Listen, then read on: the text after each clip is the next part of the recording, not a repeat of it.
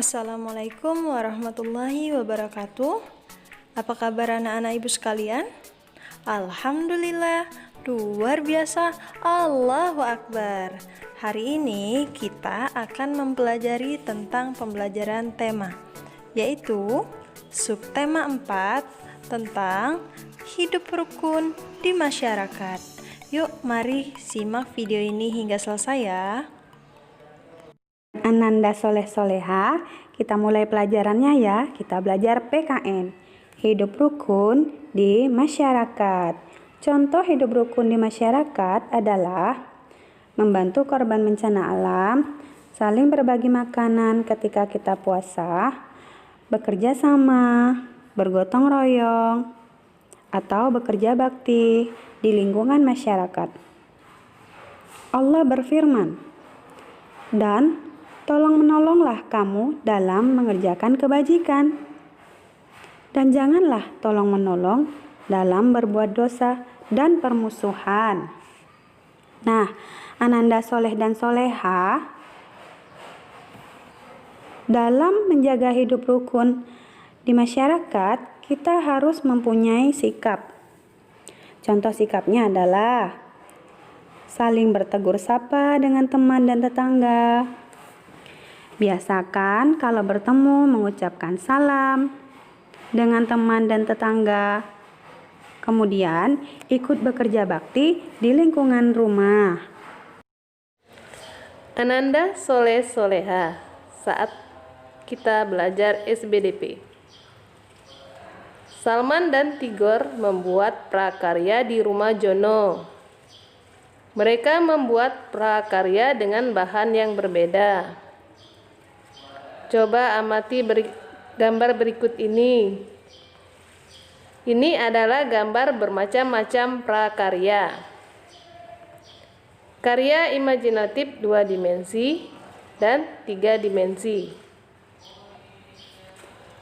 Gambar pertama dan kedua adalah karya imajinatif 2 dimensi. Gambar pertama dibuat dari kertas origami yang dibentuk sesuai pola yang telah ada, yaitu pola kura-kura, pohon, rumput, dan juga matahari. Gambar kedua dibuat dari biji-bijian, yaitu biji jagung, kacang hijau, bubuk teh yang dibuat sesuai pola kupu-kupu. Gambar ketiga dan keempat adalah karya imajinatif 3 dimensi. Gambar ketiga adalah sebuah karya imajinatif yang terbuat dari tanah liat, yang kita kenal dengan nama guci. Gambar yang keempat adalah sebuah karya imajinatif berbentuk patung. Bisa dibuat dari batu yang dipahat ataupun tanah liat. Pada contoh gambar keempat adalah patung Jenderal Sudirman. Halo Ananda Soleh Soleha. Hari ini kita akan belajar bahasa Indonesia tentang kalimat penolakan. Sebelumnya mari kita simak sama-sama dialog yang terjadi antara ayah dan anaknya yang bernama Salman. Judulnya adalah Kerja Bakti Membersihkan Lingkungan. Musim hujan hampir tiba. Warga di kompleks perumahan Salman berencana mengadakan kerja bakti membersihkan lingkungan. Mereka akan membersihkan saluran air yang tersumbat sampah. Ayah berkata, "Salman, besok ikut kerja bakti membersihkan lingkungan yuk. Teman-temanmu juga boleh ikut." Salman bertanya, "Kenapa kita kerja bakti membersihkan lingkungan sih ya?" Ayah kemudian menjawab, "Karena lingkungan kita kotor dan banyak sampah." Kemudian Salman bertanya kembali, "Apakah lingkungan yang kotor berbahaya?"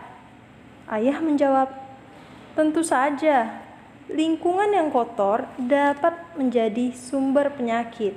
Selain itu, saat musim hujan, lingkungan serta saluran air yang kotor dan banyak sampah bisa menyebabkan saluran air tersumbat. Saluran air yang tersumbat menyebabkan banjir. Kemudian Salman kembali bertanya, "Apa? Membersihkan saluran air? Kan kotor ya?" Ayahnya kemudian menjawab, "Iya, makanya mau kita bersihkan."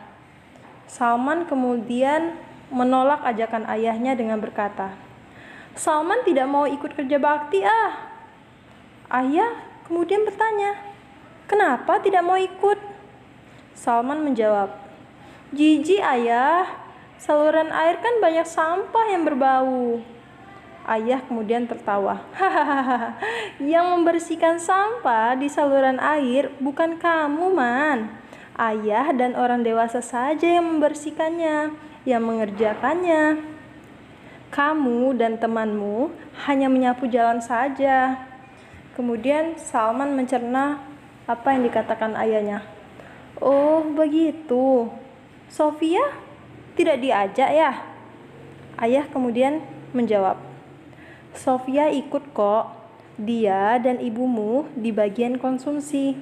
Alhamdulillah, sampai kemarin total sumbangan warga sebesar Rp443.000. Belum lama tadi ada sumbangan lagi sebesar Rp125.000. Nanti digunakan untuk konsumsi sebesar Rp421.000. Sisa uangnya nanti akan dimasukkan ke kas RT." Salman kemudian menanggapi perkataan ayahnya, "Alhamdulillah ada makanan. Salman ikut deh ya. Semangat nih, hehehe." Ayah kemudian berucap, "Kamu tuh kalau ada makanannya langsung semangat."